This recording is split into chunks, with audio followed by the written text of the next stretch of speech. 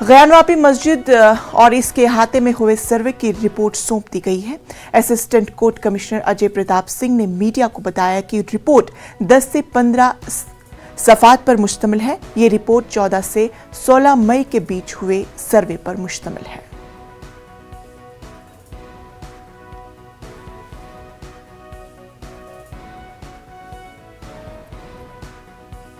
Report submit कर दिया? Report submit कर दिया गया। कहाँ जज के चैम्बर में आपने? कोर्ट में आगे उन्होंने क्या कहा? अब कुछ नहीं, उसके बाद तो अपना पुकार कराए हैं। लोग उपस्थित रहेंगे। कितने पेज की थी सर? करीब 15 मिनट। ज्ञानवापी मस्जिद सर्वे मामले पर सुप्रीम कोर्ट में आज फिर समाअत होगी। पिछली समाअत में सुप्रीम कोर्ट ने उत्तर प्रदेश हुकूमत और फरकीन को नोटिस जारी करके जवाब दाखिल करने का हुक्म दिया था। साथ ही अदालत ने मुबैना शिवलिंग मिलने के मकाम को महफूज रखने और मुसलमानों को नमाज अदा करने से न रोकने को कहा था। वहीं एडवोकेट विश्व जैन का कहना है कि वो जवाब दाखिल करने के लिए अदालत से मोहलत की दरख्वास्त करेंगे। वो सुप्रीम कोर्ट से मामले की समाअत मुलतवी करने की भी अपील करेंगे। एडवोकेट विष्णु शंकर हिंदू फरीक की पैरवी कर रहे हैं। नहीं, अभी तक हमने कोई एफिडेविट नहीं फाइल किया है। ये मैटर माननीय सुप्रीम कोर्ट में ट्यूसडे को लगा था। माननीय सुप्रीम कोर्ट ने इसको आज के लिए रखा है अपनी हियरिंग पे, और बहुत सारे एडिशनल डेवलपमेंट्स हुए इन द मीन टाइम जो हमें कोर्ट के रिकॉर्ड पे लाने हैं। तो आज हम कोर्ट से कुछ वक्त का मोहलत मांगेंगे और मुझे आशा है कि माननीय सुप्रीम कोर्ट हमें कुछ वक्त देगा और बहुत सारी बातें, बहुत सारे डॉक्यूमेंट्स हमें कोर्ट पे एडिशनल डॉक्यूमेंट्स के रूप में कोर्ट के रिकॉर्ड पे लाने हैं। तो आज हम कुछ वक्त मांगेंगे सुप्रीम कोर्ट की हियरिंग के लिए। स्कूल इमारत की फर्जी सर्टिफिकेट मामले में दाखिल आजम खान की अबूरी जमानत की अर्जी पर सुप्रीम कोर्ट आज फैसला सुनाएगा। गुज़श्ता दिनों इस केस में समाअत पूरी हो चुकी है। समाअत मुकम्मल होने पर अदालत ने अपना फैसला महफूज रखा था। 3 जजों justice LN Rao, justice BR गोई और जस्टिस AS बोपन्ना की बेंच फैसला सुनाएगी। आजम खान फिलवक्त सीतापुर जेल में है।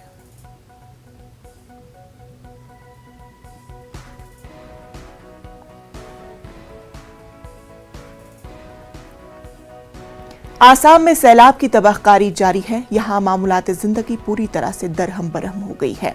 रियासत के 27 अजला में 7 लाख से जायद अफराद सैलाब से मुतासिर हुए हैं।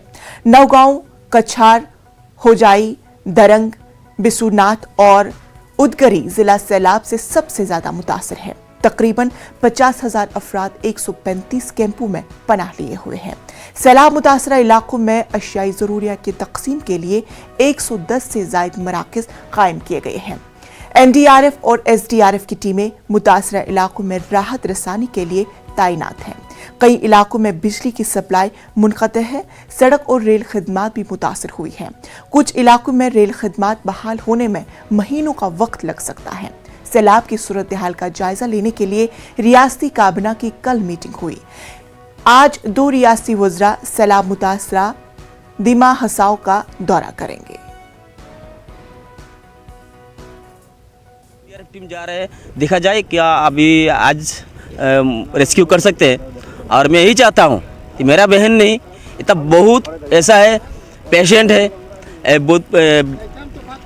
बुजुर्ग है और बीमार पड़े हुए हैं, उसका दवा का इंतज़ाम नहीं है। तो प्रशासन से यही गुजारिश करता हूँ कि सब के सब जितना इंतजाम किया जा सके वो इंतजाम करे, उन लोगों का रिलीफ दे, उन लोगों का दवा का इंतजाम करे, खाने पीने का इंतजाम करे। यही सरकार से हम गुजारिश करते हैं। जी हाँ, असम में बाढ़ की परिस्थिति काफ़ी गंभीर है।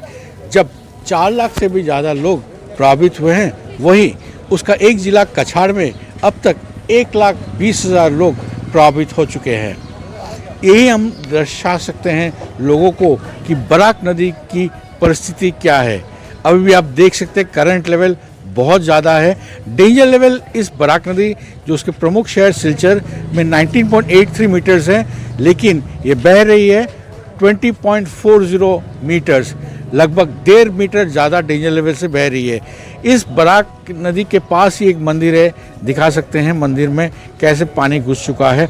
ये सिर्फ यही नहीं, कल दोपहर को पानी घुस गया है बराक नदी का पानी सिलचर शहर में, और जिसके कारण जिला प्रशासन ने काफ़ी सारा स्टेप्स लिया है और लोगों को कह दिया है कि 2 चक्कों की वाहन 3 चक्कों की वाहन और 4 चक्कों की वाहन सड़क में नहीं चल सकती, क्योंकि रिलीफ ऑपरेशन के लिए काफ़ी मुश्किलें आ रही है।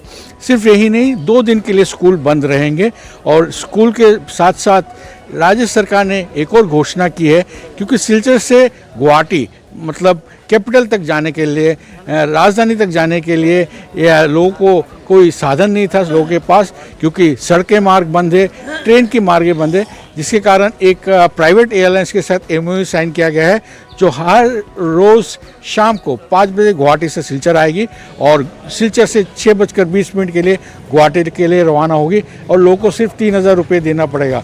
इस सारे ये के अंदर कछार ज़िले में अब तक 12,000 लोग रिलीफ कैंप्स में, 63 रिलीफ कैंप्स में रह रहे हैं और 1,20,000 के लोग इस बाढ़ की चपेट में आ चुके हैं। सिलचर से मैं अनुरोध लश्कर, न्यूज़ 18 नेटवर्क के लिए। असम में जो फ्लड हो रही है, 27 डिस्ट्रिक्ट अभी भी पानी का नीचे है।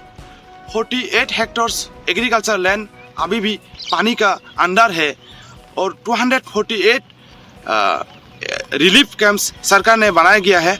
मैं जब खड़ा हूँ दक्षिण सालमरा मानकाचर जिला का जो मैनामंदा है, इधर का तस्वीर मैं दिखाएगा न्यूज़ 18 में। ये बहुत हालत ख़राब है। ये जो एग्रीकल्चर है, एग्रीकल्चर में जो धान है, धान अभी भी जो किसान लोग है, ये किसान लोग अभी भी काट नहीं सकता है। मेरा साथ में एक किसान है, मैं बात करेगा। भैया कितना एग्रीकल्चर होगा इधर? यहाँ पे कम से कम 50-60 हेक्टर्स कुछ इतना अराउंड डूब गया है पानी का नीचे। ये जो धान है इतना हालत ख़राब हो गया। देखिए उधर पे देखिए पूरा बोर्ड में धान लेके जा रहा है, तो इसमें हालत क्या बहुत ख़राब है। अभी हम लोग का हमारा कम से कम 5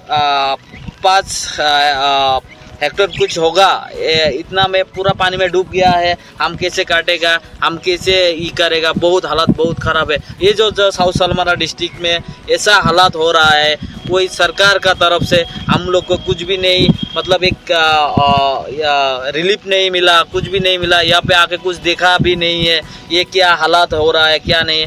लास्ट टाइम में हम लोग बार हम लोग नोटिस किया हूँ, ये यहाँ पे जो बड़ा एक वो फिशरी कुछ बना रहा है, वो लोग को बड़ा करके वो जो बोलता है, क्या बोलता है, हाँ जो भी हो, मतलब वो बना रहा है।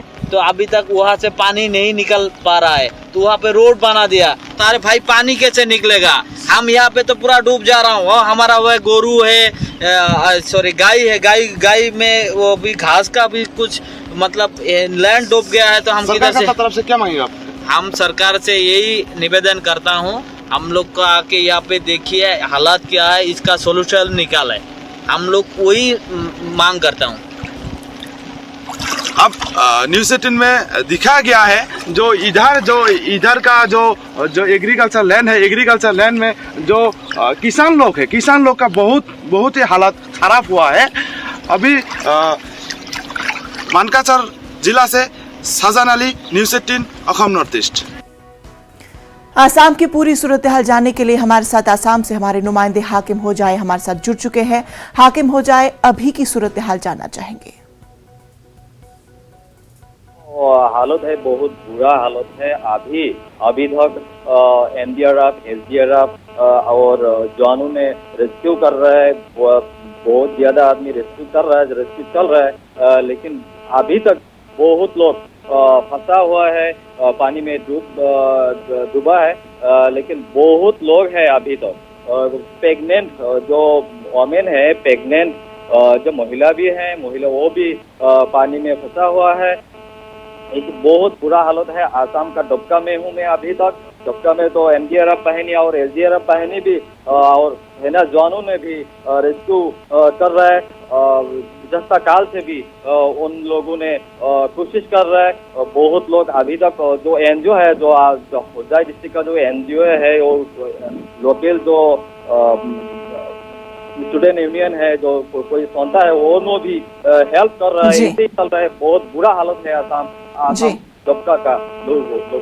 जी, हाकिम आपसे जानने की कोशिश करेंगे कि जिस तरह से वहां पे बहुत सारे चीज़ों का नुकसान हुआ है, कई सारे मवेशी वगैरह भी पानी में बहते हुए दिखाई दे रहे हैं, खास तौर पर किसानों का बहुत ज़्यादा नुकसान हुआ है, तो हुकूमत ने उनके लिए किसी भी तरह का इमदाद पैकेज का ऐलान किया है? अभी तक कोई इमदाद नहीं, अभी तक कोई ऐलान नहीं किया था, लेकिन जो आदमी फंसा हुआ है पानी में डूबा वो भी रेस्क्यू कर रहा है, उद्धार करने के लिए कोशिश कर रहा है, अभी तक चल रहा है। लेकिन जो हजारों के किसानों का नुकसान हुआ है, अभी तक जो जारी रहा है तो कोशिश कर रहा है, प्रशासन में भी कोशिश कर रहा है, तो अभी तक बहुत दिक्कत में है लोग। जी, चलिए हकीम हो जाए, आप अपना भी वहां पे ख्याल रखें और इस पूरी खबर पर अपनी नजर बनाए रखें। तफसीलात के लिए बेहद शुक्रिया। नाज़रीन, इसी के साथ वक्त हुआ जोर से वक्फे का। बने रहे न्यूज़ 18 उर्दू के साथ।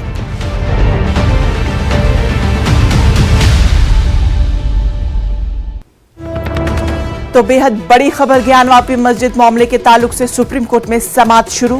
हिंदू फरीक ने वक्त तलब किया है मजीद, आज दाखिल करना था जवाब। तो बड़ी खबर ज्ञानवापी मस्जिद मामले के ताल्लुक से, कल 3 बजे होगी सुनवाई और आज टाला गया, कल 3 बजे समाअत होगी ज्ञानवापी मस्जिद मामले के ताल्लुक से। आपको ये खबर बता रहे हैं कि 17 मई को इससे पहले भी समाअत होनी थी, लेकिन उस टाइम भी टल गई और आज भी फिर टल गई। अब कल इस पूरे मामले पर 3 बजे कल सुनवाई होगी। तो ज्ञानवापी मस्जिद मामले के ताल्लुक से इस वक्त की बड़ी खबर आपको बता दें, हिंदू फरीक ने वक्त 6 और 7 तारीख का जो उन्होंने अपने नेतृत्व में किया था वो उसको सबमिट कल शाम को उन्होंने कर दिया, और शेष जो बाद में नियुक्त रहे हैं विशाल सिंह वगैरह, तो उन्होंने आज किया है। और ये चूँकि मामला काफ़ी विस्तृत रहा, 1500 फ्रेम का स्टिल फोटोग्राफ है और 32 GB का 8 चिप इसमें इस्तेमाल हुआ वीडियोग्राफी में, और टोटल 10 घंटे के मिनट्स उसमें सबमिट किए गए हैं। तो एक विशाल बड़ी सा काफ़ी लंबी कवायद का परिणाम है ये आख्या, उसको सबमिट किया गया है। और मेरी खुद मर्यादा है, सीमा है, वादी मुकदमा का अधिवक्ता होने के नाते, इस मामले में होने के नाते, कि हम इसका खुलासा नहीं कर सकते हैं और बातें नहीं बता सकते हैं, हमारी मर्यादा है।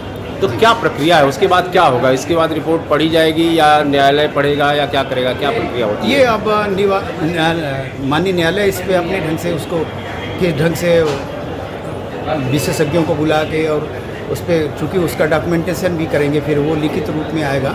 एक लंबी कवायद है, ये माननीय न्यायालय का पर निर्भर करता है वो कैसे करते हैं। इसके लिए टाइम लगेगा काफ़ी? जी, अवधि लगनी है, इतना आसान नहीं है। तो उसके लिए टाइम मिलेगा अभी यहाँ पे बताया जाएगा कि नहीं? आज तो हम लोग अपने कई प्रार्थना पत्र दिए, आज के अवधि हमें प्राप्त हुई है, तो माननीय न्यायालय अपने ढंग से उसको करेगा। तो ये अभी जो शेष प्रार्थना पत्र है कब से सुनवाई होगी? जी, शेष प्रार्थना पत्र है आज माननीय न्यायालय बैठेंगे तो हम अपनी बात कहेंगे, उसको सुन लेते तो श्रेष्ठ रहते। हम तो यही है, उसी पर निर्भर करता है समय कब देते हैं। मतलब रिपोर्ट पेश कर दी गई? जी, रिपोर्ट। ठीक। और इसमें एक आख्या बाकी रह गई है। हमारी प्रार्थना है कि जो अभी एडवोकेट कमीशन की कार्रवाई है, वहाँ पे नंदी महाराज के पास एक द्वार है जो कि कच्ची दीवार से ढका हुआ है, मलबा भी है बांसबल्ली का, उसको हटाया जाए और वो कार्रवाई करें। और श्रृंगार गौरी का जहाँ पे विग्रह है वहाँ पे एक सुरंग नुमा है, वहाँ पे एक कच्ची दीवार बनाई गई थी जिससे वो ढका हुआ था, उसको भी मलबे हटा के कर दे तो ये संपूर्ण कार्रवाई होगी। इससे हमें तो ज़्यादा इस पर विचार कब? तो इस पूरे मामले पर हमारे साथ हमारे नुमाइंदे खुर्रम शहजाद हमारे साथ जुड़ चुके हैं। खुर्रम शहजाद, हिंदू फरीक ने मजीद वक्त तलब किया है, कल अब 3 बजे समाअत होगी, क्या कुछ तफसील? देखिए, बिल्कुल बड़ा अपडेट यही है कि सुप्रीम कोर्ट की तरफ से एक तो वाज़ेह तौर पर बनारस में जो कार्रवाई चल रही थी, जो समाअत होनी थी आज, उस पर भी वाज़ेह तौर पर रोक लगा दी गई है। हालांकि हिंदू फरीक की तरफ से आज ये कहा गया था कि जहां पर शिवलिंग दरियाफ्त हुआ, जो दावा किया गया था, वहां पर उनको पूजा का हक दिया जाए और वहां पर जो शौचालय या बैतुल खला वगैरह वहां पर है उनको वहां से तोड़ दिया जाए। तो इस तरह की एक अर्जी दाखिल की गई, तो उस पर समाअत होनी थी। तो अब इस पूरे प्रोसेस पर रोक लग गई है, यानी कि कल इस मामले में सुप्रीम कोर्ट पहले समाअत समाप्त करेगा। उसके बाद निचली अदालत यानी कि सिविल कोर्ट बनारस की वो इस मामले में समाप्त करेगा।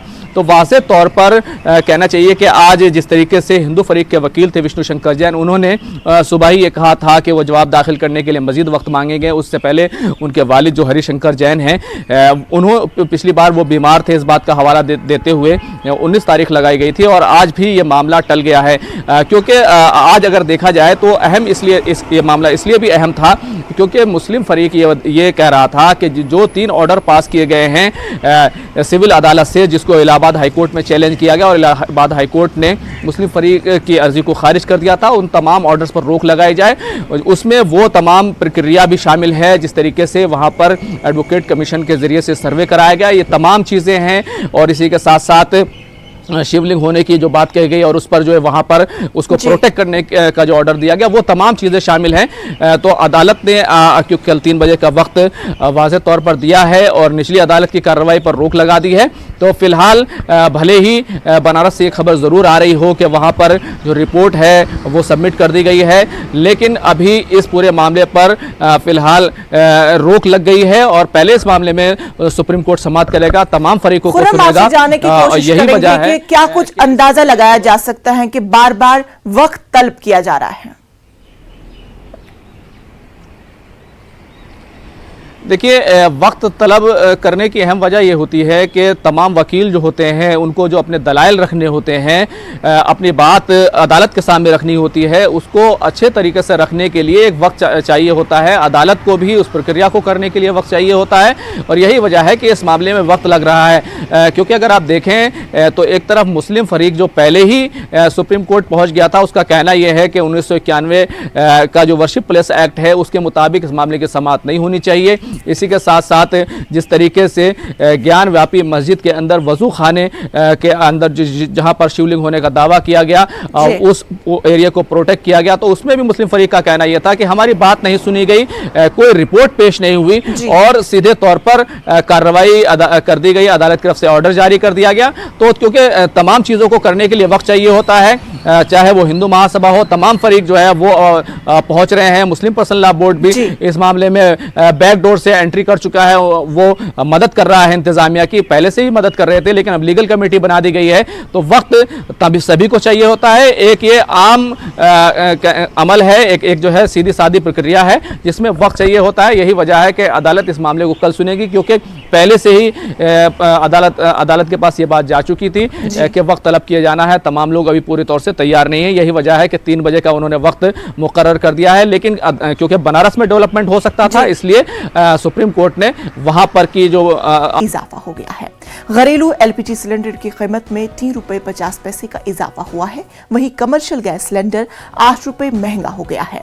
अब घरेलू एलपीजी सिलेंडर की कीमत 1000 रुपए से तजावुज कर गई है। दिल्ली और मुंबई में घरेलू एलपीजी सिलेंडर की कीमत 1003 रुपए हो गई है। इससे कबल 7 मई को घरेलू एलपीजी सिलेंडर की कीमत में 50 रुपए का इजाफा किया गया था।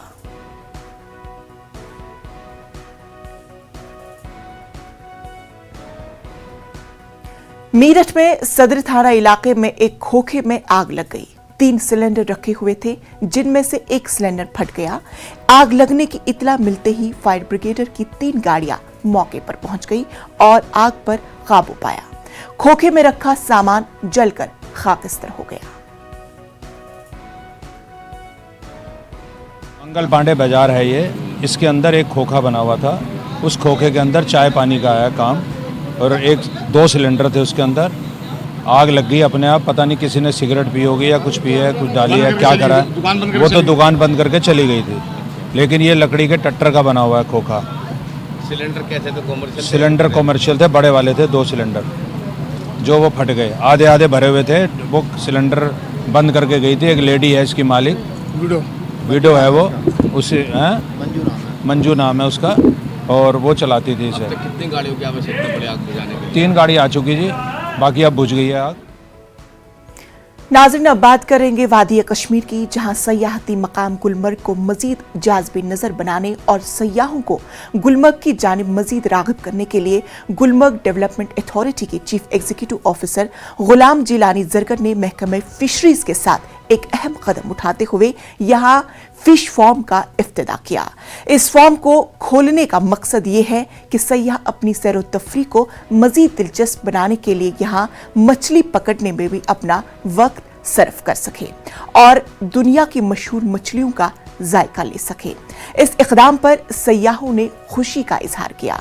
उधर गुलाम जिलानी जरगर ने गुलमर्ग केबल कार के एमडी के बतौर इजाफी चार्ज संभालते हुए गुलमर्ग गंडोला का भी जायजा लिया।